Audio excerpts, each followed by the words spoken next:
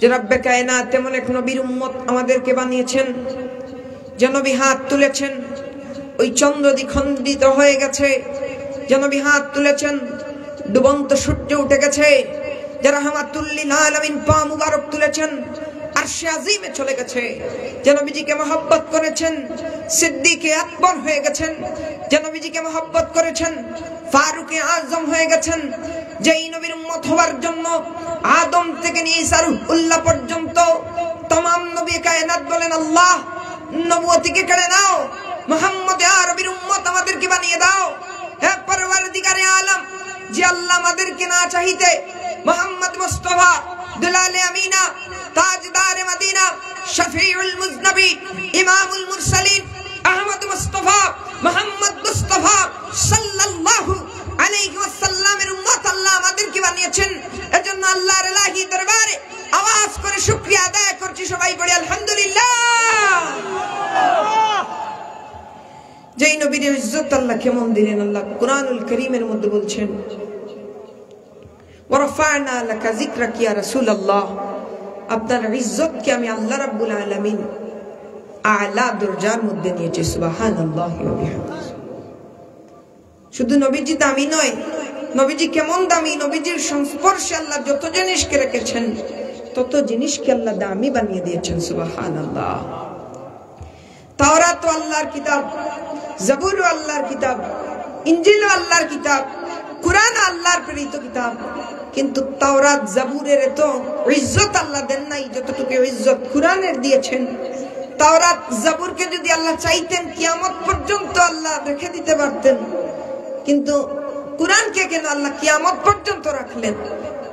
যার হেফাজত করনে ওয়ালা স্বয়ং রব্বে কায়নাত হয়ে গেলেন। কেন হয়ে গেলেন? কারণ কুরআন দামি হয়ে গেছে মুহাম্মদুর রাসূলুল্লাহর উপরে নাজিল হওয়ার কারণে। সুবহানাল্লাহ। ইকোটা একটু সময় নেবে, হালকা কমাইবা। সাহাবায়ে কেরাম তো আমাদের মতো মানুষ ছিলেন, কিন্তু তাদের শানে কেন রাসূল বললেন আল্লাহ আল্লাহ?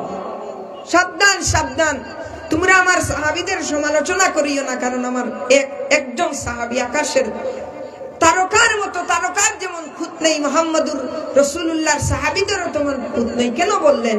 কারণ তারা রাসূলুল্লাহকে দেখার কারণে, নিজের জানের চাইতে মালের চাইতে নবীজিকে মহব্বত করার কারণে আল্লাহ তাদেরকেও সম্মানী বানিয়ে দিয়েছেন। সুবহানাল্লাহ। এর জন্য আল্লাহ রাব্বুল আলামিন কুরআনুল কারীমের মধ্যে বললেন কুল ইয়া কুনতুম তুহিব্বুনাল্লাহ।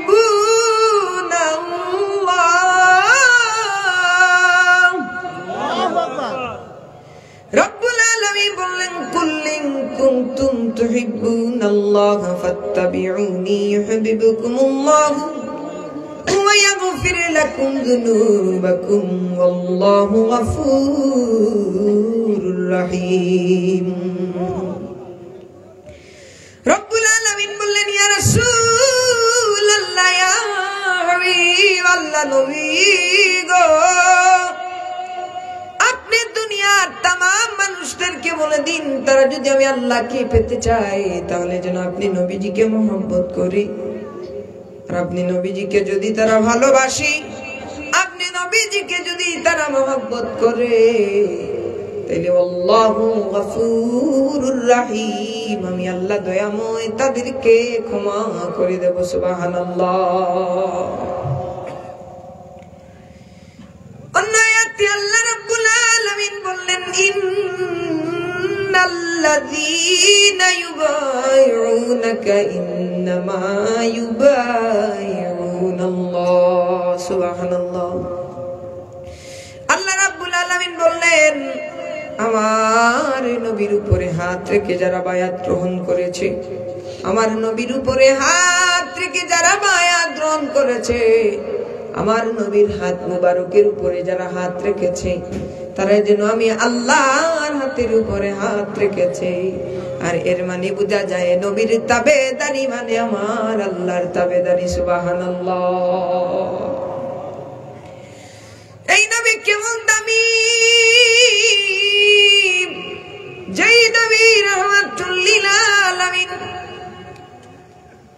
যেই নবী আঙ্গুল উঠিয়েছেন চন্দ্রের দিকে ইশারা করতে দেরি হয়েছে, দুরাকাশের চন্দ্র দ্বিখণ্ডিত হতে দেরি হয় নাই। সুবহানাল্লাহ।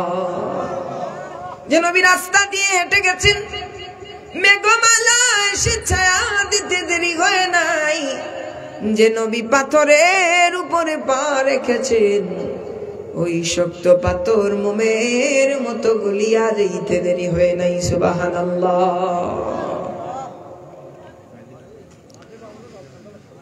আল্লাহ নবী রাহমাতুল লিল আলামিনের কাছে কাফির ব্যক্তি এসে বলল, মুহাম্মদ, ও মুহাম্মদ, দূরবর্তী যেই গাছ দেখতে পাচ্ছ, দূরবর্তী যেই গাছ দেখতে পাচ্ছ, ওই গাছটাকে আমরা যে জায়গায় আছি ওই জায়গায় তুমি এনে দাও। নবীজি ইশারা করতে দেরি, গাছ সিজদায় লুটে পড়তে দেরি না। সুবহানাল্লাহ। নারায়ে তাকবীর, নারায়ে তাকবীর, নারায়ে তাকবীর, আল্লাহু আকবার, নারায়ে রিসালাত, ইয়া রাসূলুল্লাহ, আহলে সুন্নাত ওয়াল জামাত, জিন্দাবাদ জিন্দাবাদ, জিন্দাবাদ জিন্দাবাদ।